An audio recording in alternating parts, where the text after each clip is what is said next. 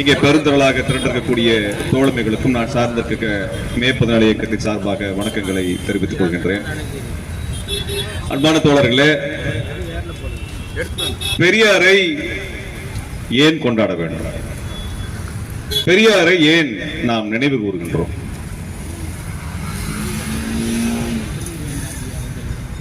இரண்டாயிரம் வருடமாக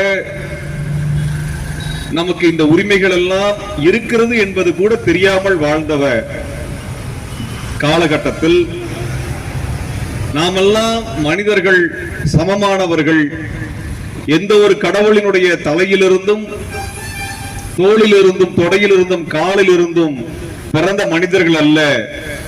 நாம் இயற்கையினுடைய விளைச்சலாக வந்தவர்கள். நமக்கு கல்வி கற்கிறதுக்கு உரிமை இருக்கிறது, நமக்கு வேலைக்கு போவதற்கு உரிமை இருக்கிறது, சம்பளம் வாங்குவதற்கு உரிமை இருக்கிறது, அனைத்து சாலைகளிலும் நடப்பதற்கு உரிமை இருக்கிறது, கோவிலுக்குள் நுழைவதற்கு உரிமை இருக்கிறது, உழைத்த உழைப்பின் விளைச்சலில் பங்கு கேட்பதற்கு உரிமை இருக்கிறது. நமது மொழி, நம் தாய்மொழி தமிழ் ஒரு நீச மொழி அல்ல, அது உயர்த்தி பிடிக்க வேண்டிய உன்னதமான, உலகின் பன்மையான, பழமையான மொழி என்றெல்லாம் நமக்கு உணர்வூட்டி அரசியல் படுத்தியவர் தந்தை பெரியார். சாதியை ஒழித்தால்தான் நாம் சமத்துவத்தை அடைய முடியும் என்பதை தெல்ல தெளிவாக எடுத்துரைத்தவர் தந்தை பெரியார் அவர்கள். பலர் கேட்பார்கள், இதற்கு முன்பு சாதி ஒழிப்பை பற்றி பலர் பேசவில்லையா? மூட பழக்கங்களை ஒழிக்க வேண்டும் என்ற சித்தர்கள் எல்லாம் பேசவில்லை என்று சொல்வார்கள். அவர்கள் எல்லாம் பேசினார்கள், மிக சிறப்பாக, மிக ஆழமாக, மிக எளிமையாக மக்களிடத்தில் சென்றார்கள், பேசினார்கள். ஆனால் இந்த கருத்துக்களை எல்லாம் இயக்கமாக்கி காட்டியவர், மக்கள் திரட்சியாக மாற்றி காட்டியவர்.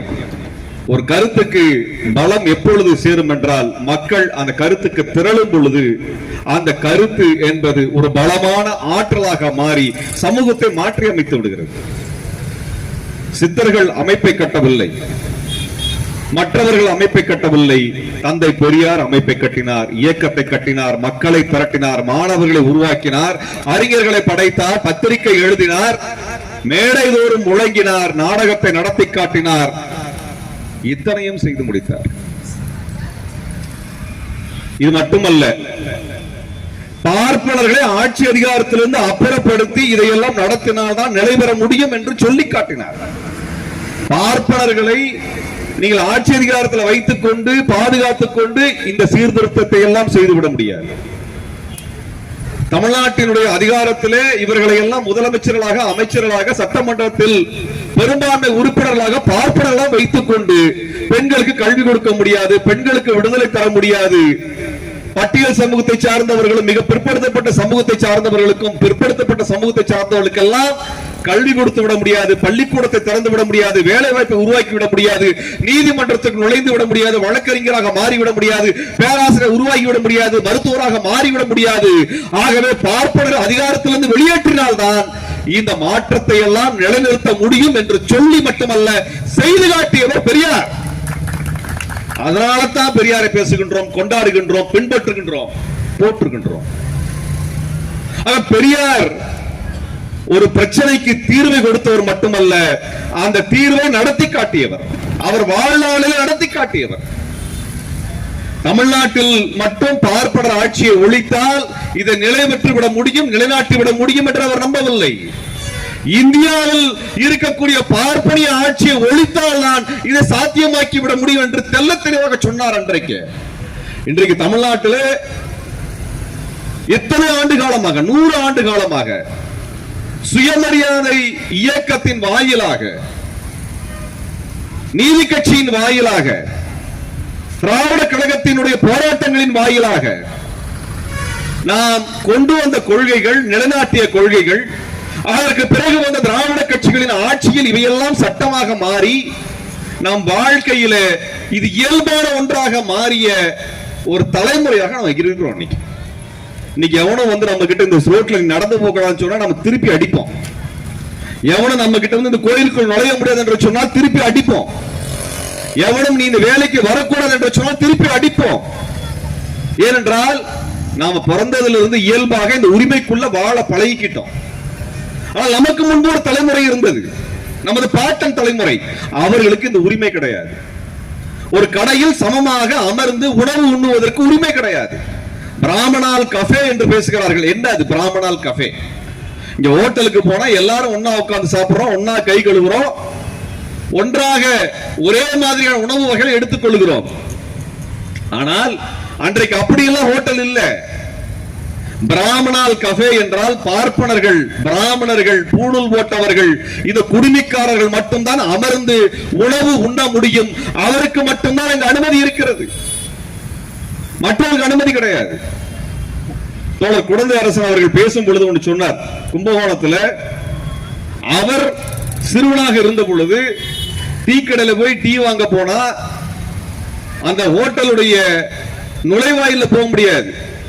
பக்கவாட்டுல போய் அங்க சின்ன ஜன்னல் மாதிரி ஒரு கதவு வச்சிருப்பான். அதுல பாத்திரத்தை வைக்கணும். அந்த பாத்திரத்துல சுடுதண்ணியை ஊத்திட்டு, அந்த சுடுதண்ணி எதுக்கு ஊத்துறான்? அது கழுவுறதுக்கு, அதை புனிதமாக்குவதற்கு, அந்த தீட்டை போக்குவதற்கு. அதற்கு பிறகு டீ ஊத்துவான். டீயை வாங்கிட்டு காசை கொடுத்தா காசு மேல சுடுதண்ணி ஊத்துவான். அதுக்கு பிறகு காசு எடுத்துப்பான். இது எப்ப வரைக்கும்? 80 வரைக்கும் நடந்திருக்குது. இப்படிப்பட்ட கஃபேக்கள் தான் பிராமணால் கஃபே. நாமெல்லாம் வெளியே நின்று சாப்பிடலாம், காசு எல்லாத்துக்கும் ஒண்ணுதான், இட்லிக்கு எல்லாத்துக்கும் ஒரே வேலை தான். ஆனால் நாம் உள்ளே போக முடியாது. இன்றைக்கும் நீ பார்ப்பனர்கள் பிராமணர்கள் என்று சொல்லுகிறார்களே, அந்த கூட்டம் அதிகமாக வாழக்கூடிய பகுதியில் நீ வாடகைக்கு வீட்டுக்கு போயிட முடியுமா? சொல்லு பாப்போம்.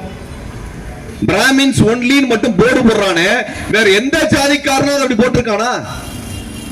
ரெட்டியார் ஒன்லி, செட்டியார் ஒன்லி, வன்னியர் ஒன்லின்னு யாராவது போர்டு போட்டிருக்காங்களா? அல்லது இஸ்லாமியர்கள் ஒன்லி யாராவது போட்டிருக்கோமா? இல்லையே. பிராமின்ஸ் ஒன்லி, வெஜிடேரியன் ஒன்லி, இதான் போட்டு வச்சிருக்கானே.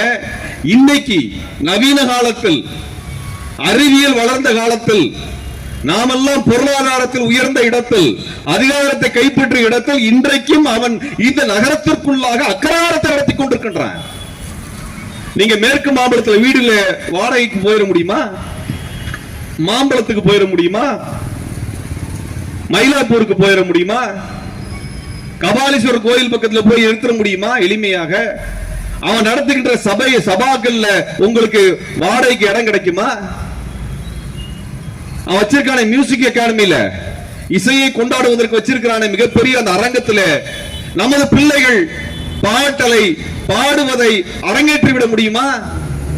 முடியாது. இன்னைக்கும் அக்ரஹாரம் இருக்குது நம்ம முன்னாடியே. இன்றைக்கும் இருக்கிறதுன்னா 70 வருஷத்துக்கு முன்னாடி 80 வருஷத்துக்கு முன்னாடி நிலைமை என்ன? இதையெல்லாம் எதிர்த்து போராட கற்றுக் கொடுத்தவர் தந்தை பெரியார். இதெல்லாம் தப்புன்னு சொன்னார். நமக்கு வருஷம் வருஷம் பழகிட்டோம். ஒவ்வொரு தலைமுறையா இதெல்லாம் இப்படிதான் பார்க்கணும், இது இப்படிதான் பார்க்கணும். நம் முன்னோர்கள் முட்டாள்கள் எல்லாம் அவங்க சொல்லி கொடுத்ததெல்லாம் ஏத்துக்கணும் சொல்லி வளர்க்கிறாங்க இல்லையா? அப்படி இந்த முன்னோர்கள் முட்டாள்களாகத்தான் இருந்தார்கள். அவர்கள் எதிர்த்து போராடவில்லை. அந்த எதிர்த்து போராடக்கூடிய கருத்தையும் ஆயுதத்தையும் நம்ம இடத்துல கொடுத்தவர் தந்தை பெரியார். அவர்தான் சொன்னார் இது தப்பு, இது ஏற்றுக்கொள்ள முடியாது, இவனது அதிகாரத்தை நாம் எதிர்த்தாக வேண்டும், இவனை விரட்டியாக வேண்டும், அதிகாரத்திற்குள் நாம் நுழைந்தாக வேண்டும், இந்த கல்வியை நாம் கைப்பற்றியாக வேண்டும் என்று சொன்னவர் தந்தை பெரியார். வேற யார் சொன்னாங்க சொல்லுங்க? வேற யார் சொன்னாங்க? அப்ப தந்தை பெரியாரை ஏன் பேசுகிறோம்? ஒன்றுமில்லை. இன்றைக்கு அவர் பெண்களை பற்றி பேசும்பொழுது ஒன்று சொல்லுவார். நீங்களாம் நாளைக்கு போலீஸ்காரங்களா வரணும். இன்றைக்கு ஆண்களை பார்த்தால் ஆண்கள் உங்களிடத்தில் வேலை கொடுக்கக்கூடிய அதிகாரம் செலுத்தக்கூடிய வகையில் இந்த ஆண்கள் எல்லாம் இருக்கிறார்களே, அவர்கள் எல்லாம் உங்களுக்கு கீழே வேலை செய்யக்கூடியவர்களாக இருந்து உங்களை பார்த்து மரியாதையோடு அழைக்க வேண்டிய ஒரு அதிகாரம் பெண்களுக்கு வர வேண்டும் என்று சொன்னார் பெரியார். சொன்னாரா இல்லையா பெரியார்? இன்றைக்கு உசந்த ஜாதிக்காரன் வெளியே உட்கார்ந்து இருக்கிறானே, மேல உட்கார்ந்து இருக்கிறானே, அவனெல்லாம் உனக்கு சல்யூட் அடிக்கக்கூடிய நிலைமை வர வேண்டும் என்று சொன்னார். இதெல்லாம் இயல்பாக நீங்க நடந்து கொண்டிருக்கிறது. இன்னைக்கு இயல்பா நடக்கிறதுனாலதான் பெரியார மறந்துட்டோமோ என்னவோ தெரியல. ஆனால் ஒரு வகையில பிஜேபி காரனுக்கு நான் நன்றி தெரிவிக்க கடமைப்பட்டிருக்கிறேன்.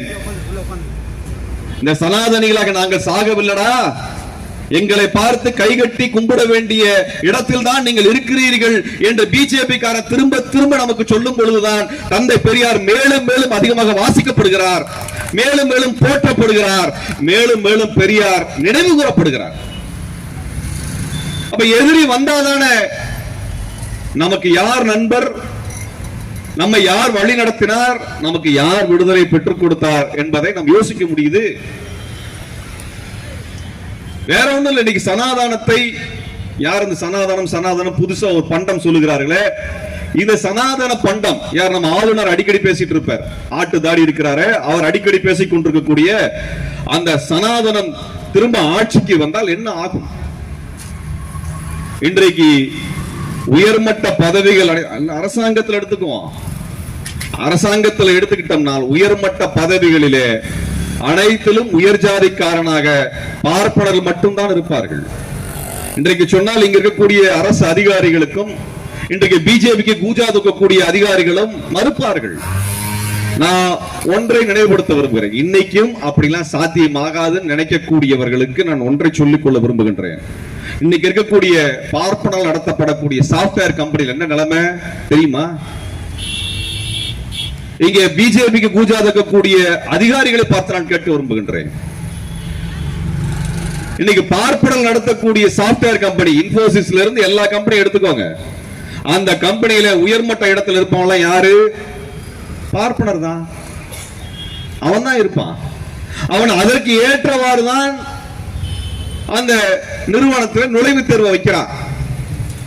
அதற்கு ஏற்றவாறு தான் அந்த கம்பெனியில ப்ரமோஷன் கொடுக்கிறான்.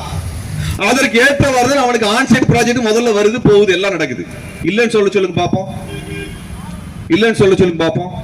இன்னைக்கு இன்போசிஸ்ல நீ என்னத்தை பாக்குறியோ அதுதான் நாளைக்கு காவல்துறையிலும் வரும், ரெவென்யூ டிபார்ட்மெண்ட்லயும் வரும், எல்லா துறைகளிலும் இந்த நிலைதான் வந்து நிற்கும். இதைத்தான் நம்ம ஆளுநர் ரவி சனாதனம் வேண்டும் சனாதனம் வேண்டும் என்று பேசுகிறார். இன்றைக்கு சாப்ட்வேர் கம்பெனிகளை போங்க. இது ஏன் நான் சொல்றேன்னா, நான் கல்லூரியில படித்துக் கொண்டிருந்த பொழுது சாப்ட்வேர் டெக்னாலஜி படித்துட்டு இருக்கும் போது பெரியாரை பத்தி பேசினாலோ அம்பேத்கர் அவர்களை பற்றி பேசினாலோ கூட படிக்கிறவன் காது கொடுத்து கேட்க மாட்டான். இதெல்லாம் எதுக்கு தேவையில்லை, பாடத்தை படி மார்க்க வாங்க வேலைக்கு போன்னு சொல்லுவான். ஆனால் இவனுக்கு எல்லாம் படிச்சு வேலை வாங்கி பல நாடுகளுக்கு போன பின்னாடிதான் அந்த நிறுவனத்திற்குள்ள பார்ப்பனர் அடி வாங்கினதுக்கு பின்னாடிதான் அவங்களுக்கு தெரிஞ்சது. அதுக்கப்புறம் பெரியார் புத்தகத்தை வாங்கி படிக்கிறான். நம்மளுக்கு பட்டாதான் தெரியும், நம்மளுக்கு பட்டாதான் தெரியும். பெரியார் என்பவர் இந்த சமூகம் எப்படி இயங்குகிறது, அதிகாரம் யாரிடம் இருக்கிறது என்பதை சொல்றார். ரொம்ப எளிமையா சொல்லிடுவார். கோயில் சாமி தான் எல்லாத்தையும் உருவாக்குது, கடவுள் தான் எல்லாத்தையும் உருவாக்குது என்பதை நீ ஏற்றுக்கிட்டனா கடவுள் இருக்கக்கூடிய கோவில் தான் அதிகாரமாக நாம் பார்க்கிறோம். அப்ப கோவிலிலே கருவறை தான் அதிகாரம் மிக்கது, பவர்ஃபுல். எது? கருவறை. அப்ப சாமி பவர்ஃபுல்னா சாமி கண்ணுல பார்க்க முடியாது. எங்கப்பா பார்க்கலாம்? கோயிலுக்கு போனா பார்க்கலாம். கோயில் எங்க பார்க்கலாம்? கருவறைக்குள்ள பார்க்கலாம். அப்படின்னா கருவறை யார் கட்டுப்பாட்டில் இருக்கிறது? பார்ப்பனல் கட்டுப்பாட்டில் இருக்கிறது. அது உன் கட்டுப்பாட்டுல என் கட்டுப்பாட்டுல கிடையாது. நீ எவ்வளவு பெரிய பக்தி மாணவனா இரு, 10 நாள் சோறு நாம கூட சாமி கும்பிடு, 10 முறை ஒரு நாளைக்கு குழி, அதை பத்தி எல்லாம் கவலை இல்லை. அந்த கருவறை அவன் கட்டுப்பாட்டில் இருக்கிறது என்றால் கடவுள் பார்ப்பனல் கட்டுப்பாட்டில் இருக்கிறார். உன்னுடைய சாமி பார்ப்பனல் கட்டுப்பாட்டில் இருக்கிறது. பார்ப்பனர் சொன்னால்தான் அந்த சாமியை நீ பார்க்க முடியும். பார்ப்பனர்கள் உன்னை ஒரு காலத்திலும் அந்த கடவுளை தொடுவதற்கு அனுமதிக்க மாட்டார்கள், கருவறைக்குள் அனுமதிக்க மாட்டார்கள். காரணம் என்ன? அது பவர், ஒரு அதிகாரம். நீ கடவுளை நம்பிட்டே இருக்கிற வரைக்கும் கோயிலை நம்புவ. அப்ப கோயிலுக்குள்ள போய் நான் கடவுளை கும்பிட்டால் எனக்கு பிரச்சனை எல்லாம் தீர்ந்துடும் நம்பிட்டே இருக்கிற வரை கருவறையை வெளியிலிருந்து தரிசிக்கக்கூடிய வேலையை அவன் செய்துகிட்டே இருப்பான். அப்பதான் அவன் உயர்ந்தவனாக மாறுவான். உன் பிரச்சனையை சாமி தீப்பார் அப்படின்னால் சாமிக்கு உனக்கு நடுவில் புரோக்கர் வேலை பார்க்கறதுக்கு பாப்பான் எதற்கு என்று கேட்பதற்கு துணிச்சல் இருந்தால் தான் ஒருவேளை கடவுள் உயிரோடு இருந்தா கூட உனக்கு ஏதாவது செய்வார். ஏன்னா அந்த கடவுளால அந்த பாப்பானையே வேலையை விட்டு நிக்க முடியல. கடவுள் நினைச்சால் கூட கருவறை விட்டு வெளியில் வர முடியாது. அப்படி வெளியே ஊர்வலமாக தேருக்கு வரணும்னா அங்கேயும் முன்னாடி அவன் தான் உட்கார்ந்து இருப்பான். தமிழ்நாட்டில் இருக்கிறோம், தமிழ்ல தான் எல்லாம் பேசுறோம், நம்ம சாமிக்கு தமிழ் தெரியும் நம்புறோம்.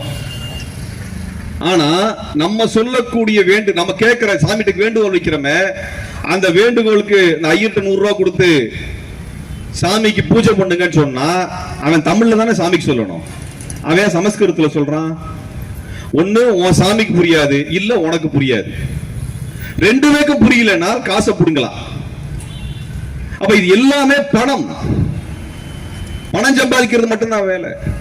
இன்றைக்கு எல்லா வேலைகளிலும் யார் வேண்டுமானாலும் எந்த சாதி வேண்டுமானாலும் போகலாம் என்கின்ற நிலை இருக்கிறது.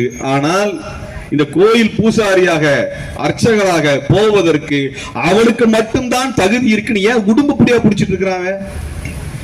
ஏன் பிடிச்சிட்டு இருக்கிறான்? நீ கடவுள் நம்பிக்கை உனக்கு இருக்கிற வரைக்கும் நீ கோயிலை நம்புவ.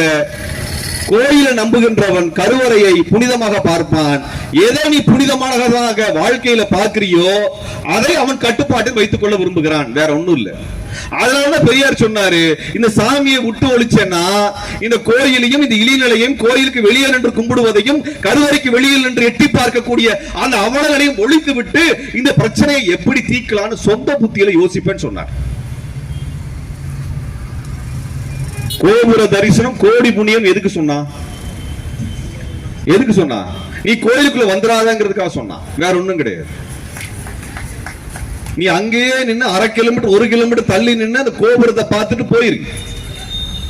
கோவிலுக்குள்ள வந்து சாமி கிட்ட உன் வேண்டுதலை சொல்றதுக்கு உனக்கு அனுமதி கிடையாது. அதனாலதான் இதெல்லாம் கொண்டு வந்தான். கோபுர தரிசனம் கோடி புண்ணியம் நிறைய வச்சிருக்காங்க, பழமொழி ஏகப்பட்டதை வச்சிருப்பாங்க. இதெல்லாம் எதுக்கு? இந்த கோவில் என்பதை அவன் வந்து கவர்மெண்ட் ஆபீஸ் மாதிரி, ஒரு கோர்ட் மாதிரி, ஒரு போலீஸ் ஸ்டேஷன் மாதிரி, ஒரு முதலமைச்சர் ஆபீஸ் மாதிரி வச்சிருக்கிறாங்க. அது விட்டு தர மாட்டாங்க. ஏன்னா நீ அரசாங்கத்தை நம்புவதை விட, போலீஸை நம்புவதை விட, நீதிபதியை நம்புவதை விட கடவுளை நம்புகின்றாய். ஆகவே அவன் கடவுளை கட்டுப்பாடு வைத்திருக்கின்றான், வேற ஒண்ணும் கிடையாது. நீ கடவுளை நம்புவதை விட உனது சொந்த உழைப்பையும் உனது அரசியல் சாசனத்தையும் உனது அரசியல் அதிகாரத்தையும் நீ நம்பினாய் என்றால் அவன் தோற்று போவான் என்பதைத்தான் தந்தை பெரியார் சொன்னார். நீ நாத்திகனா மாறினா தந்தை பெரியாருக்கு முதலமைச்சர் பதவி வந்துற போது அவர் எதுக்கு சொன்னார்? கடவுள் என்பதை நம்பி நம்பி நீ இவன் காலில் போய் விழுகாதே. இவன் என்ன பண்றான்? நீ கடவுளை நம்பினா அவன் என்ன சொல்றான்? கடவுள் தான் சாஸ்திரத்தை படைச்சதுன்னு சொல்றான். அப்புறம் சாஸ்திரம் என்ன சார் சொல்லுது அப்படின்னு கேட்டா, சாஸ்திரம் நீ நம்ம எல்லாம் ஜாதியா பிறந்தோன்னு சொல்லுது சார் அப்படின்னா. சாதி என்ன சார் சொல்லுதுன்னா, நான் வசந்தவன் நீ தாழ்ந்தவன் சொல்லுது. அப்படின்னு என்ன சார் அர்த்தம்? எல்லாமே எனக்கு தான், நான் போடுற மிச்சம் மீதி உனக்கு தான் அப்படின்னு சொல்லுது. அப்ப நீ சாமியை ஏத்துக்கிட்டதுனால சாஸ்திரத்தை ஏத்துக்கிற, சாஸ்திரத்தை ஏத்துக்கிறதுனால சாதியை ஏத்துக்கிற, சாதியை ஏத்துக்கிட்டா ஏற்றத்தாழ்வை ஏத்துக்கிற. அப்புறம் எப்படி வழங்குவ? நீ எப்படி உருப்பிடுவ? அதுதான் தந்தை பெரியார் சொன்னார். தந்தை பெரியார் அதான் சொன்னார். இன்றைக்கு அவன் பிஜேபி காரன் என்ன சொல்றான்? தந்தை பெரியார் பேச்சை கட்டால் அலறான். காரணம், தந்தை பெரியார் அவன் அதிகாரத்திற்கும் வேட்டு வைத்தார், அவர் வருமானத்திற்கும் வேட்டு வைத்தார். அதிகாரமும் இல்லாமல் போனது, வருமானமும் இல்லாமல் போனது. இப்படிப்பட்ட ஒரு நிலையை தந்தை பெரியார் உருவாக்கி கொடுத்தார். அதனால அவர் என்ன சொல்றாருன்னா, பெண்கள் படிக்க வேண்டும், அனைத்து சாதியும் படிக்க வேண்டும், இவர்கள் அனைவரும் வேலைக்கு போக வேண்டும், அதிகாரத்தை கையில் எடுக்க வேண்டும். இது அனைத்தையுமே அவர் சொன்னார். அது தமிழ்நாட்டோட மட்டும் நிறுத்தல. இந்திய அளவில் பார்ப்பனியம் என்னைக்கு ஒளிந்து போகிறதோ அன்றைக்குத்தான் உனது விடுதலை உறுதியாகும் என்று சொன்னார். இந்தியாவிலே பார்ப்பனியம் ஒளிந்து போகுமா என்று பெரியாரிடம், தந்தை பெரியாரிடம் கேட்ட பொழுது, இந்தியா ஒளிந்தால் தான் பார்ப்பனியம் ஒளியும் என்று தந்தை பெரியார் சொன்னார். அவர் இறுதி பேரவர்களே தான் சொன்னார். இன்றைக்கு நிலைமை நடக்கிறது என்ன? இன்னைக்கு என்ன நடக்குது? இத்தனை வருஷமாக நாம் என்ன உரிமைகள் எல்லாம் எடுத்தோமோ, என்ன கல்லூரிகள் பல்கலைக்கழகங்கள் எல்லாம் கட்டி எடுத்தோமோ, அதையெல்லாம் டெல்லியில் இருந்து சட்டம் போட்டு நிறுத்துகிறார். இத்தனை வருஷமா நம்ம வரி கொடுத்து மெடிக்கல் காலேஜ் கட்டி இருக்கிறோம், ஹாஸ்பிட்டல் கட்டி இருக்கிறோம், நம்ம ஆளுங்க தான் போய் சிகிச்சை பெற்று மருத்துவர்களை உருவாக்கி இருக்கின்றோம். ஆனா டெல்லிக்காரன் ஒரு சட்டம் போடுறான், ஓ ஆளு ஓ மாணவன் நீ கட்டிய கல்லூரியில படிக்க முடியாது, அதற்கு நான் சொல்லக்கூடிய தேர்வு எழுதி பாஸ் பண்ணாதான் நீ படிக்க முடியும் சொன்னா இதை விட அநியாயம் அக்கிரமம் வேற ஏதாவது இருக்கிறதா? வேற ஏதாவது இருக்கிறதா? அதை தந்தை பெரியார் அன்றைக்கு சொன்னார். இவனுக்கு கட்டுப்பாட்டில் இருக்கிற வரைக்கும் நமக்கான உரிமைகள் முழுவதும் ஒரு காலத்திலும் உறுதி செய்யப்படாது என்று சொன்னார். தந்தை பெரியார் இந்த இடத்துல தீர்க்கதரிசியாக பார்க்கின்றோம். அவர் இன்றைக்கு பிரச்சனையை மட்டும் சொல்லவில்லை, நாளைய தீர்வையும் பற்றி பேசுகிறார். நீ போராடி போராடி சட்டம் கொண்டு வரும் பொழுது அவன் நீதிமன்றத்தை கைப்பற்றி இருப்பான்னு சொன்னார். இன்னைக்கு நடக்குதா இல்லையா? இன்னைக்கு பிரதமர் போய் தலைமை நீதிபதி வீட்டில் மணியாடிட்டு நிற்கிறார். எப்படிங்க அது? எப்படி நடக்குது? நான் கேட்கிறேன், ஒரு பிரதமரும் இந்த நாட்டின் குடிமகன், நானும் குடிமகன், தமிழ்நாட்டினுடைய முதலமைச்சர் குடிமகன்னா பிரதமர் போய் தலைமை நீதிபதி வீட்டில் மணியாட்டும் பொழுது தமிழ்நாடு முதலமைச்சரும் பண்ணலாம்ல? நானும் பண்ண முடியும்ல? விட்டுருவியா நீ? செஞ்சிருவியா நீ? சாத்தியமா நம்மால? அப்ப இங்க இருக்கக்கூடிய கட்டமைப்பு என்ன நடக்குதுன்னா, இங்க எல்லாத்தையும் அவன் கட்டுப்பாட்டில் வைத்திருக்கிறான். எல்லாமே அவன் கட்டுப்பாட்டில் இருக்கிறது.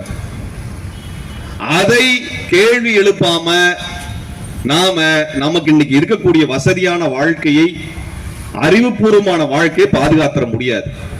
அதான் அடிப்படை. தந்தை பெரியாரை ஏன் நினைவு கூறுகிறோம் என்றால், இன்றைக்கு நமக்கு கிடைத்திருக்கக்கூடிய வசதி வாய்ப்புகள், கல்வி அறிவு, கல்வி வாய்ப்புகள், வேலை வாய்ப்புகளை நீங்க இழந்துவிடக் கூடாது என்று நினைத்தீர்கள் என்றால் தந்தை பெரியாரை படியுங்கள். நான் தந்தை பெரியாரை ஏற்றுக்கொள்ள மாட்டேன், தந்தை பெரியாரை நான் ஒரு காலத்திலும் எனது அரசியல் தலைவராக ஏற்றுக்கொள்ள மாட்டேன் என்றால் நான் பார்ப்பானுக்கு அடிமையாக இருக்கிறேன் என்றுதான் அர்த்தம். அது பிரகடனம் பண்ணிடுறாங்க, வெளிப்படையா பிரகடனம் பண்ணிடுறாங்க. இப்படிப்பட்ட ஒரு சூழல் நான் என்ன கேட்கிறோம்னா, இந்த அளவுகோல் அதிகாரம் யார் கையில் இருக்கிறது என்பதை பேச வேண்டும்.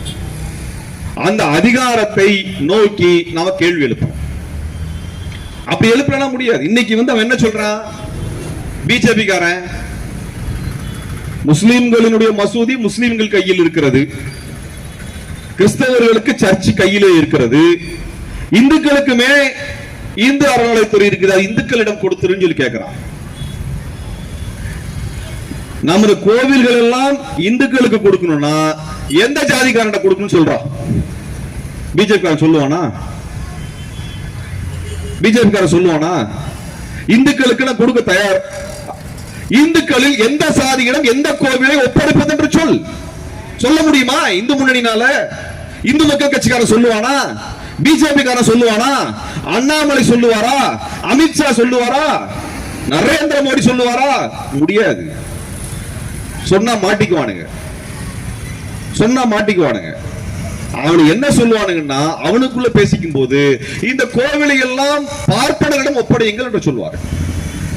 ஏன்னா அவன் தான் புனிதமானவன், அவன் தான் சாமி கும்பிடுறான், அவன் தான் வெஜிடேரியனா இருக்கிறான். ஆகவே அவனுக்குத்தான் எல்லா உரிமையும் இருக்கு சொல்லிட்டு போயிடுவான். சரிப்பா, நான் என்ன கேட்கிறேன்னா, இந்த கோவிலுக்கு எல்லாம் கிட்டத்தட்ட 4.5 லட்சம் ஏக்கர் நிலம் இருக்கு தமிழ்நாட்டில். 4.25 லட்சம் ஏக்கர் நிலம். இந்த 4.25 லட்சம் ஏக்கர் நிலத்துல பிரிச்சு கொடுத்துறோம். கோயிலுக்கு தங்கத்தை எல்லாம் கொண்டு போய் பேங்க்ல வச்சு ரிசர்வ் பேங்க்ல கொடுத்து நாட்டுடைமை ஆக்கிடுறோம். அதுக்கப்புறம் கோயிலை வச்சுக்கோன்னு சொன்னா வச்சுக்கோன்னு நினைக்கிறீங்களா? வச்சுக்க மாட்டான். அவனுக்கு சாமி முக்கியம் இல்ல, கோயில் முக்கியம் இல்ல, அங்க இருக்கக்கூடிய தங்கம் முக்கியம், வரக்கூடிய வருமானம் முக்கியம், அதுல இருக்கக்கூடிய நிலங்கள் முக்கியம், அந்த கோவில் நிலத்தில் இருக்கக்கூடிய கடைகள் முக்கியம், அது வரக்கூடிய வருமானம் முக்கியம். அவனுக்கு வியாபாரம் வேணும், காசு வேணும், அதுதான் முக்கியம். அந்த 4.25 லட்சம் ஏக்கர், கிட்டத்தட்ட 2 லட்சம் ஏக்கர் நன்சை நிலம், 2.25 லட்சம் ஏக்கர் புன்சை நிலம், 20,000 கடைகள், இதெல்லாம் யாரோடது? இந்து முன்னணிக்காரனும் இந்து மக்கள் கட்சிக்காரனும் இங்க பாப்பான உழைச்சு சம்பாதிச்சதா? உங்கள் தாத்தனும் எங்கள் தாத்தனும் உழைத்து கொடுத்ததுதானே, கோவிலுக்கு கொடுத்த நிலம் தானே அது. இன்னும் சொல்ல வேண்டும், உழைத்து கொடுக்கவில்லை, நம்மிடம் பிடுங்கி கொடுக்கப்பட்ட நிலம் அது. நம்முடைய நிலம் பிடுங்கி கொடுக்கப்பட்டது. அப்ப அந்த நிலம் உண்மையில் சொல்ல வேண்டும் என்றால் நமக்கு பகிர்ந்து கொடுக்கப்பட வேண்டும். அந்த தங்கம் எங்க இருந்து வந்துச்சு? விஷ்ணு பகவான் கொடுத்தாரா அல்ல சிவன் கொடுத்தாரா? இல்லையே. நம்மால கொடுத்த தட்சணை தானே அது, நம்மால கொடுத்த கொடைதானே அது, நம்ம எல்லாம் ஆண்ட அரசர்கள் கொடுத்த கொடைதானே அது. அந்த அரசர்களுக்கு இந்த கொடை கொடுக்கக்கூடிய பணம் எங்கிருந்து வந்தது? நம்மிடமிருந்து பிடுங்கிய வரியின் மூலமாக வந்தது. அப்ப இன்னைக்கு கோவில் இருக்கக்கூடிய அந்த சொத்தும், கோவில் சொத்தும், கோவிலுக்கு பாத்தியப்பட்ட நிலமும் நமக்கு சொந்தமானது, நமக்கு சொந்தமானது, உழைக்கக்கூடிய மக்களுக்கு சொந்தமானது, பார்ப்பனர் அல்லாத அனைத்து சாதிகளுக்கும் சொந்தமானது. ஏன் பாப்பானுக்கு சொந்தம் இல்லையான்னு கேட்பாங்க. உழைக்கிறவனுக்கு தாண்டா சொத்து வேணும், உழைக்காம சொல்லு திங்கிறவனுக்கு சொத்து கிடையாது. இதனை போற போக்கில் சொல்லல. இரண்டு பார்ப்பனர்கள் கிட்டத்தட்ட 70-80 வருஷத்துக்கு முன்னாடி விவசாயம் பண்ணாங்க. இறங்கி களத்தில் இறங்கி விவசாய நிலத்தில் இறங்கி விவசாயம் பண்ணாங்க. உடனே பிராமணர்கள் என்ற பார்ப்பனர்கள் ஜாதியை விட்டு அவர்கள் நீக்கி விட்டார்கள். ஜாதியை விட்டு நீக்கி விட்டார்கள். நீங்கள் பார்ப்பனரே கிடையாதுப்பா, ஏன்னா நீ இறங்கி வேர்வை சிந்தி உழைத்தாய், ஆகவே உன்னை ஜாதியில வச்சுக்க முடியாது, ஜாதி விட்டு துரத்தி விட்டான்.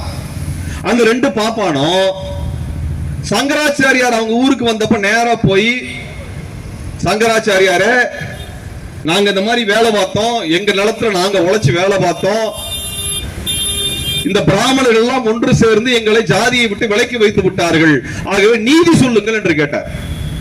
உடனே சங்கராச்சாரியர் என்ன பண்ணார்னா, நம்ம சாஸ்திரத்துப்படி பார்ப்பனர்கள் உடல் உழைப்பு செய்யக்கூடாது, ஆகவே உன்னை சாதியில் சேர்த்துக் கொள்ள முடியாது என்று தீர்ப்பு கொண்டு விட்டார். உடல் உழைப்பு செய்யாதவன் தான் பார்ப்பனராக இருக்க முடியும், பார்ப்பனராக இருக்கக்கூடியவன் உடல் உழைப்பு செய்யக்கூடாது. இது அவருடைய சாஸ்திர விதி, இதான் மனு தர்மத்தின் விதி. அப்ப உடல் உழைக்காதவன் எப்படி பொருள் சம்பாதித்திருப்பான், செல்வத்தை சேர்த்திருப்பான், எப்படி கிடைச்சிருக்கும்? உழைச்சவன்ட்ட புடுங்கணும், புடுங்கினா மட்டும்தான் இவனுக்கு செல்வம் வரும். வேலைக்கு போகாத எப்படி கையில காசு வரும்? ஒரு வேலையும் பார்க்காதவன், வேர்வை சிந்தாதவன் கையில் எப்படி காசு வரும்? யார் வேர்வை சிந்தி உழைத்து பணம் சம்பாதிக்கிறானோ, செல்வம் சேர்க்கிறானோ, அவரிடம் பிடுங்கினால்தான் இவனுக்கு பணம் வரும். அங்கிருந்த பணம் இங்க போயிருக்கிறது. அப்படி என்றால் இன்றைக்கு பார்ப்பனில் இருக்கக்கூடிய நிலம், அவர்கள் அனுபவிக்கக்கூடிய சொத்து, அவர்களுக்கான வசதி வாய்ப்புகள், அதிகாரங்கள், இவை அனைத்தும் நம்மிடமிருந்து பிடுங்கப்பட்டவை. இதைத்தான் தந்தை பெரியார் ரொம்ப எளிமையாக எளிய மக்களிடத்தில் புரியும்படியாக சொல்லி சென்றார். எளிய மக்களுக்கு புரியுற மாதிரி சொன்னார். அதனால்தான் பெரியார் பல கோடி தமிழர்களால் ஏற்றுக்கொள்ளப்பட்டார் தலைவராக. பெரியார் நான் முதலமைச்சரான இதெல்லாம் மாத்திருவேன் எந்த டயலாக் சொல்லல, நான் உயிருள்ளவரை போராடுவேன் என்று சொன்னார். எனக்கு எந்த எதிர்பார்ப்பும் இல்லாமல் இந்த சமூகத்திற்கு உழைக்க வேண்டும் என்ற விருப்பம் இருக்கிறது என்கின்ற அடிப்படையில் நான் போராடுவேன் என்று சொன்னார். யாரும் இதை செய்ய முன்வரவில்லை என்கின்ற காரணத்தினால் நான் செய்கிறேன் என்று சொன்னார் தந்தை பெரியார். அதனாலதான் தந்தை பெரியாரை அவனால் இழிவுபடுத்த நம்மளுக்கு அவ்வளவு கோபம் வருகிறது. எந்த எதிர்பார்ப்பும் இல்லாமல் இவற்றை எல்லாம் தோளில் தூக்கி போட்டுக் கொண்டு இந்த மக்கள் மானத்தோடு வாழ வேண்டும், வசதி வாய்ப்புகளோடு வாழ வேண்டும், கல்வி அறிவோடு வாழ வேண்டும், வேலை வாய்ப்போடு உயர வேண்டும் என்று நினைத்த ஒரு மா மனிதனை கொண்டாடாமல் வேறு யாரை நாம் கொண்டாடுவது? வேறு யாரை கொண்டாடுவது? ஆக தோழர்களே, தந்தை பெரியாரினுடைய தேவை இதுதான். நம்முடைய வளங்களை, சொத்துக்களை, உழைப்புகளை சுரண்டி பிழைத்தவரிடமிருந்து அதிகாரத்தை பிடுங்கி நமக்கு கொடுத்திருக்கிறார் தமிழ்நாட்டு அளவில். அது இந்திய அளவில் மாற்றம் பெறவில்லை, இந்திய அளவில் மறுபடியும் வந்திருக்கின்றார். இன்னைக்கு இந்த RSS பற்றி சுந்தரமூர்த்தி தோழர் சொன்னார். ரொம்ப ஒரு வருத்தத்தையும் ஒரு அதிர்ச்சியையும் நமக்கு தரக்கூடிய ஒன்றுதான். யாருங்க இந்த RSS? யார் இந்த RSS? நம்ம போலீஸ் போல காக்கி பேண்ட போட்டுக்கிட்டு சட்டையை போட்டு வருவான். பார்க்கிற நமக்கு ஏதோ டிராபிக் கான்ஸ்டபிள் மாதிரி இருக்கும். அவன் ஏதோ போலீஸ்ல வேலை பார்க்கிற மாதிரி வருவான். பேசும் பொழுது ரொம்ப நயமாக இனிமையாக பேசுவான். என்னடா சொல்லித்தர போறேன்னா, உங்களுக்கு பெற்றோர்களை எப்படி குழந்தைகள் மதிக்க வேண்டும் என்ற பண்பாட்டை நான் சொல்லித்தர போகிறேன்னு சொல்லுவான். ஆசிரியரை எப்படி மதிக்க வேண்டும் என்பதை நான் சொல்லித்தரப் போகிறேன் என்று சொல்லுவான்.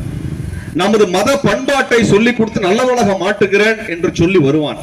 நல்ல பாம்பு ஒரு வீட்டுக்குள்ள போகும் பொழுது எப்படி சத்தம் இல்லாமல் நுழைகிறதோ அப்படியாகத்தான் அவன் நுழைவான். நல்ல பாம்பு காலிங் பெல் அடிச்சுட்டா உள்ள வரும், இல்ல யானையை மாதிரி கேட்டை உடைச்சுக்கிட்டா உள்ள வரும். சத்தம் இல்லாமல் நுழையும், அரவம் இல்லாமல் நுழையும். மக்கள் கவனிக்காத பொழுது அது நமது வீட்டுக்குள் நுழையும். அதே போலதான் RSS காரன் வர்றான். வந்ததுக்கு அப்புறம் என்ன செய்வான்னா, எப்படி குண்டு தயாரிக்கிறது, எப்படி குண்டு வைக்கிறது, எப்படி கலவரம் பண்றது, எந்த இடத்துல போய் எதை சொன்னா கலவரம் வரும் என்பதை ஒரு திட்டம் போட்டு தருவது என்று தொடர்ச்சியாக பயங்கரவாதத்தை உங்கள் குழந்தைகளினுடைய மனதில் ஏற்றுவான். உங்க குழந்தைங்களுக்கு பயங்கரவாதத்தை சொல்லி தருவான். ஆனா நீங்க பாத்தீங்கன்னா பார்க்கல நின்னுக்கிட்டு இப்பதான் காக்கி பேண்ட் போடுறான், முன்னாடி காக்கி ட்ரவுசர் போட்டிருப்பான். அந்த காக்கி பேண்ட் வெள்ளை சட்டையும் போட்டு குள்ளாயும் போட்டு நிப்பான். பார்க்கவே தெரியும் வித்தியாசமா இருப்பான் ஆளு. அவன் கிரவுண்ட்ல இருந்துகிட்டு எக்ஸசைஸ் சொல்லி தரேன்னுவான். அவன் சொல்லி தர்றது எக்ஸசைஸ் இல்ல, எக்ஸசைஸ் சொல்லி தரதுக்கு பிடி வாத்தியார் போதும். இவன் எதுக்கு? அது நிதின் கட்கரியோட தொப்பையை பார்த்தா நம்மளுக்கு தெரியாது இவனால எக்ஸசைஸ் பண்ண விடலாம்னு சொல்லிட்டு. அவன் வயிற்ற பார்த்தா தெரியாதா? தின்று கொளுத்தவர்கள் இவர்கள், தின்று கொளுத்தவர்கள் இவர்கள், உழைக்காமல் அடுத்தவர் உழைப்பை பிடுங்கி தின்றவர்கள் இவர்கள். இவன் எப்படி எக்ஸசைஸ் சொல்லி தருவான்? இவன் என்ன பண்பாட்டை சொல்லி தருவான் நம்மளுக்கு? நம்ம குழந்தைகளை அவனுக்கு அடியாள் வேலை செய்வதற்கு சொல்லி தருவான், அடியாள் வேலைக்கு செய்வதற்கு சொல்லி தருவான். நம்ம பார்க்கிறோம், மாரியம்மன் கோயில் விழா நடக்கிறது, பல்வேறு விழாக்கள் நடக்கிறது, கோயில் விழாக்கள் நடக்கிறது. அதுல அனைத்து சமூகத்தினரும் போறோம். இஸ்லாமியர்களோ கிறிஸ்தவர்களோ அவர்களும் அதிலே வாழ்த்துக்களை தெரிவிக்கிறார்கள். எந்த பிரச்சனையும் இல்லை, எந்த சிக்கலும் இல்லை. நம்ம இந்த விநாயகர் சதுர்த்தி பிள்ளையார் சதுர்த்தி எல்லாம் கொண்டாடி இருக்கிறோம். வீட்டுல கொழுக்கட்டை பண்ணி தருவாங்க, சாப்பிட்டுட்டு சந்தோஷமா இருப்போம். வீட்டுக்குள்ள பிள்ளையார் இருக்கிற வரைக்கும் ஒரு பிரச்சனையும் இல்லை. இந்த பிள்ளையார் கொண்டு இதுக்கு ரோட்ல வைக்கிறான். எதுக்கு வைக்கிறான்? அந்த சிலையை எடுத்துட்டு போகும்போது இஸ்லாமியர்கள் வழியாக, அவர் வீடுகளின் வழியாக, மசூதி வழியாக போயிட்டு முஸ்லீமுக்கு எதிராக முழக்கம் போடணும் பிள்ளையாரா சொல்லி கொடுத்தாரு உனக்கு? உன் பிள்ளையார் சொல்லி கொடுத்தாரா? அப்படி உன் பிள்ளையார் சொல்லி கொடுத்தாருன்னா அந்த பிள்ளையாரை நாங்க விரட்டுறதா எங்களுக்கு வேலை. வேற என்ன பண்ண முடியும்? அப்ப இவனுக்கு சாமி கும்பிடுறது நோக்கம் இல்ல, இவனுக்கு சாமி கும்பிடுறது நோக்கம் இல்ல, கலவரம் செய்வதுதான் நோக்கம் அவனுக்கு. அப்ப கலவரம் செய்யக்கூடிய நோக்கத்தில் தான் இவன் இந்த விஷயத்தை நடத்த. நான் கேட்கிறேன், கோயில்ல 4 நிமிஷம் இருக்கு தோழர், ஒன்னும் பிரச்சனை இல்லை. இந்த கோவில்ல பிள்ளையார் இருக்கிறாரு, நாங்க அங்க போய் கும்பிடுறோம், அங்க போய் பூஜை பண்ணிக்கிறோம். நீ எதுக்குடா வெளியே கொண்டு வச்சிருக்கிற? நீ எதுக்கு வெளியே வச்சிருக்கிற? அதுவும் 10 அடிக்கு 50 அடிக்கு ஒரு பிள்ளையார் எதுக்கு உனக்கு? எதுக்கு உனக்கு? அப்புறம் பிள்ளையார் பிள்ளையார் இருக்கக்கூடிய இடத்துல போய் கொடி கம்பம் வைக்கிறான். இந்து முன்னணி, இந்து மக்கள் கட்சி, பிஜேபின்னு. என் பிள்ளையார் கொஞ்சம் உன்னோட கட்சியில ஓட்டு போடுறாரா? உன் கட்சியில மாவட்ட பிரதிநிதி அவரு. இது எப்படி காவல்துறை அனுமதிக்குது? நான் திமுக அரசையும் பார்த்து கேட்கிறேன். பிள்ளையார் சதுர்த்தி யாரு வேணான்னு சொல்ல இல்ல, அப்புறம் எதுக்கு இந்த கட்சிக்காரன் வைக்கிற பிள்ளையார கொண்டு வீதியில வைக்கிறீங்க? எதுக்கு வைக்கிறீங்க? எதுக்கு வைக்கணும்? பொதுமக்கள் கேட்டாங்களா? பொதுமக்கள் கேட்டாங்களா? இங்க இருக்கக்கூடிய வாகனத்தை எல்லாம், வாகன போக்குவரத்து எல்லாம் சீரழிப்பது, எல்லா பிள்ளையார் சிலைக்கும் 4 போலீஸ்காரங்க இரவு பகலா உட்கார வைக்கிறது, கொசுக்கடியில உட்கார்ந்து இருப்பாங்க. அவங்க சாமி நம்மளை காப்பாத்துருமா இல்ல நம்ம சாமியை காப்பாத்துறதா? சொல்லுங்க பாப்போம். இந்த பிள்ளையார அவரையே காப்பாத்திக்கல அப்படின்னா அந்த பிள்ளையார் எப்படி ஒன்னை என்னையும் காப்பாத்துவாரு? யாரு கேட்டாப்பா ரோடா பிள்ளையார் வைக்கணும்னு? சொல்லு, யாரு கேட்டா? அப்ப கலவரம் பண்ணுவதற்காக செய்யக்கூடிய வேலை. ஏன் மாரியம்மன் விழா நல்லா தான் நடக்குது, தேர் திருவிழா நல்லா தான் நடக்குது, எல்லா கும்பிடுறதும் விழாவும் நல்லா தான் நடந்துட்டு இருக்குது, பொங்கல் சிறப்பாக நடக்கிறது, அனைத்து சமூக மக்களும் பொங்கலை கொண்டாடுகிறோம். அது மாதிரி அமைதியா ஏன்டா பிள்ளையார் சதுர்த்தி நடக்க மாட்டேங்குதுன்னா, பிள்ளையார் சதுர்த்தி தமிழன் பண்டிகை அல்ல, வடநாட்டிலிருந்து இறக்குமதி செய்யப்பட்ட பண்டிகை. வேற என்ன? இவ்வளவு பெரிய பிள்ளையார் சிலைக்கு நான் கேட்கிற மாரியம்மன் கோயில் விழாவுக்கு ஒவ்வொரு வீடா போய் நன்கொடை வாங்கி அதுல விழா நடத்துறோம். இவ்வளவு பெரிய பிள்ளையார் சிலைக்கு காசு எவன்டா கொடுத்தான்? எவன் கொடுத்தான்? ஒரு பிள்ளையார் சிலைக்கு 50,000 ரூபாய்னா தமிழ்நாடு முழுக்க 1 லட்சம் பிள்ளையார் சிலை வைக்கிற எவ்வளவு பணம்? 500 கோடி ரூபாய்க்கு தமிழ்நாடு முழுக்க பிள்ளையார் சிலையை வைப்பதற்கு பிஜேபி காரனுக்கும் இந்து முன்னணி காரனுக்கும் இந்து மக்கள் கட்சிக்காரனுக்கும் எவன் காசு கொடுத்தான்னு யோசிச்சீங்கன்னா அவன் தான் தமிழ்நாட்டை அழிப்பதற்கும் தமிழர்களை சுரண்டுவதற்குமாக வந்து இறங்கிய கூட்டம். அது மார்வாடி கூட்டம். அது மார்வாடி கூட்டம்.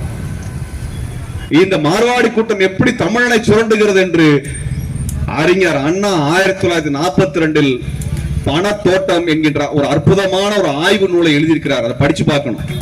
இன்றைக்கு இருக்கக்கூடிய திமுகவினுடைய ஆட்சியாளர்கள், மாவட்ட செயலாளர்கள், மந்திரிமார்கள் தயவு செய்து பணத்தோட்ட புத்தகத்தை மறுபடியும் படிக்க வேண்டும் என்று நான் கேட்டுக்கொள்கின்றேன். ஏன்னா இந்த திமுக அதிமுகவின் ஆதரவு இல்லாமல் மார்வாடில் இங்கே வளர்ந்து விட முடியாது, வளர்ந்து நிற்க முடியாது. ஆகவே இந்த கொள்கைகள் எல்லாம் முறையாக நடைமுறைப்படுத்தினால் இங்கே தந்தை பெரியார் இன்னும் 1000 ஆண்டு காலம் எழுச்சியுடன் என்ன கனவை கண்டாரோ அதை படைத்த ஒரு தேசத்தை நம்மால் பாதுகாக்க முடியும் என்று சொல்லி வாய்ப்புக்கு நன்றி கூறி விடைபெறுகிறேன். 500 கோடி மக்கள், 450 கோடி மக்கள் உள்ள உலகம்னா அதில நாமெல்லாம் காட்டு மராட்டிகள், கீழ் மக்கள், ஈன ஜாதி மக்கள். ஆந்திர மக்கள் மேல ஜாதி, பொம்பளை எல்லாம் விவசாயி மக்கள். சாஸ்திரப்படி, கடவுள் கட்டளைப்படி எவன் சிந்திச்சா அதனால மக்களிடத்துல பெரிய வேலை செய்ய வேண்டியது. கத்துக்கிட்டு போட்டு ஆகாது, மருந்து கிழங்கு கொடுத்து ஆகாது, கிழிக்கணும். மேஜர் ஆபரேஷன் பண்ணாதான் நம்ம சுற்றி உருப்படி ஆகும்.